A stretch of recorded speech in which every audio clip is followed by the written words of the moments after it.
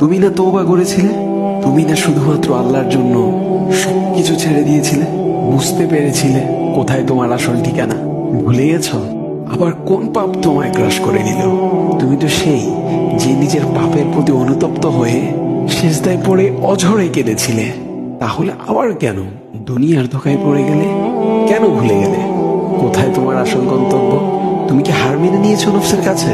তুমি এত দুর্বল, ভুলে গেছো তুমি কার বান্দা? কে তোমার রব? তোমার রব তো সর্বশক্তিমান।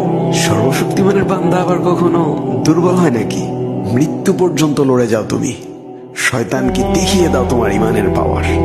শয়তানের ধোকায় পড়ে অনেক পাপ করে ফেলেছো, তাই নিরাশ হয়ে গেছো তুমি, তাই না? তুমি কি জানো না তোমার রব কতটা মহান? তিনি তো তোমাকে ক্ষমা করার জন্য অপেক্ষা করছেন। তাই ফিরে আসো সেই রবের দুয়ারে, যার দুয়ার কখনো বন্ধ হয় না। ভিডিওটি ভালো লাগলে একটি শেয়ার করে দিবেন, হয়তোবা আপনার একটি শেয়ারও কারো হেদায়েতের উসিলা বনে যাবে।